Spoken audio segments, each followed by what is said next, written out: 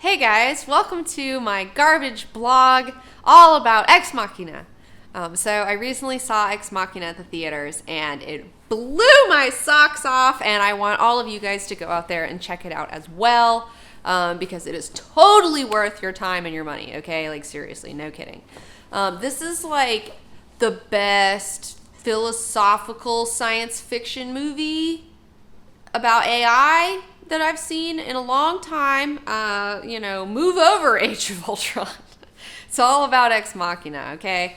And also, not only is it a philosophical sci-fi about the ethics of artificial intelligence and what that means, but also it is a psychological thriller. There's a deadly game of cat and mouse that's going on, and you don't know who's tricking who or what the fuck is going on. It's got such great atmosphere. The atmosphere is fantastic in this movie. Let me set you up with the premise of it. First of all, it is before I get into that, it's written and directed by Alex Garland. This is his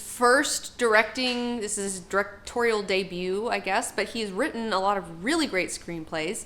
He's worked with Danny Boyle a lot. He wrote 28 Days Later as well as Sunshine. And Sunshine is another one of those like science fiction movies that I really love. Like, I know that a lot of people aren't into Sunshine because it's got weird metaphysical shit going on in it, but I fucking love it, and it's Chris Evans' finest performance, but whatever. But yeah, so you have it feels like a really high quality Black Mirror episode where if you're into the Black Mirror BBC show, like if you like Ex Machina, you'll like Black Mirror. If you like Black Mirror, you'll like Ex Machina. But this story is about a guy, and he wins this contest, and he goes to this other guy's crazy exotic compound that he's built. And this other guy, he's like think of the Facebook guy mixed with like Bill Gates or something, where it's like he's this younger dude, boy genius type who started some crazy Google type tech companies, and it just has bajillions and jillions of dollars. So he is in this isolated compound, and the guy comes out there and he finds out that he isn't really a contest winner. He was handpicked by this guy to help him complete a Turing test of an artificially intelligent android that he has built. So the guy has to help him figure out if this artificial intelligence is really thinking and feeling, or if it's merely just programmed and is giving programmed responses, okay? So every day this guy, he's there for a week, he goes to this room where the AI is being held, and he talks with her, and they have these conversations or whatever. And the other dude is like watching them as it goes on. But I don't want to really say much more than that, because I don't really want to say much more than that because I don't want to ruin any surprises. But this movie is really great in a lot of ways because it talks about a lot of issues that are just really fascinating in my opinion. They even go over like the idea of people spying on your personal information and how easy that is for them, like how easy it is for someone to find out everything about you from looking at your history online and looking at all the shit that you look at. I thought that was really great. I love there's one scene in particular.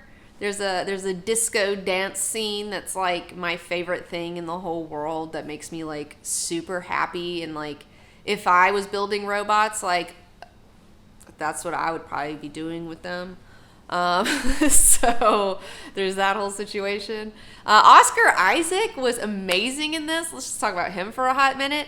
Dude, that guy is blowing up right now. You've seen him before. He was like the shitty husband in Drive.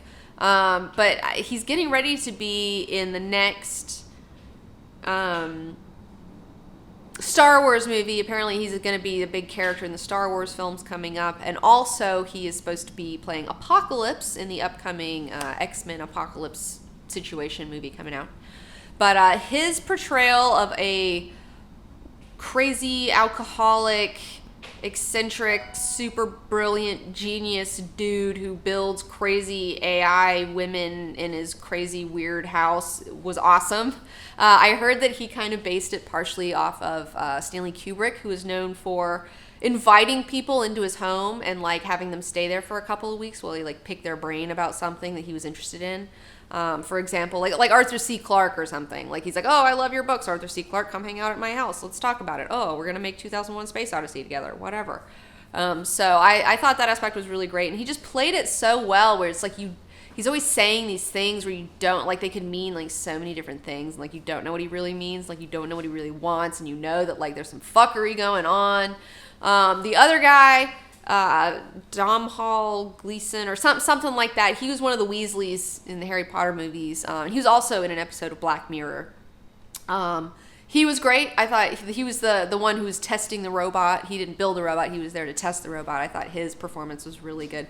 And the chick who plays the robot, oh my God, like perfect skin, man. I mean, I'm sure they did stuff to make her look more robotic, but I thought she was great. She did an amazing job. Everybody, I mean, the whole movie all around, screenplay, directing, acting, cinematography, it's all there. So Ex Machina is fantastic. I highly recommend you check it out. It's in the theaters right now. Go support this movie because it's so good. I love the ideas that it raises about AIs. And, like, let me just, before we get to a horror scenario with artificial intelligence, because artificial intelligence is going to happen. I mean, it's going to happen. It's going to happen, guys. All right? It's just a fucking fact. All right? Now, before we get to that point, we need to understand that when it does happen, and when you do have a real AI that's like really thinking and feeling, and you have a machine that can do this, that we treat it with the utmost fucking respect. I think that's going to be a great way to have them not want to fucking murder all of us. So that's just my 2 cents. And don't forget to check out our Epic History X-Men on Vimeo on demand right now. For the price of one comic book, you can enjoy an hour-long documentary about the history of the X-Men from 1963 to 1975, when they were born and then when they were reborn. So check that out. The link is in the description below. What did you guys think about Ex Machina? What would you do with an AI? Do you think you're better than an AI because you were born out of a vagina and not out of a robot? Tell me your thoughts and feelings.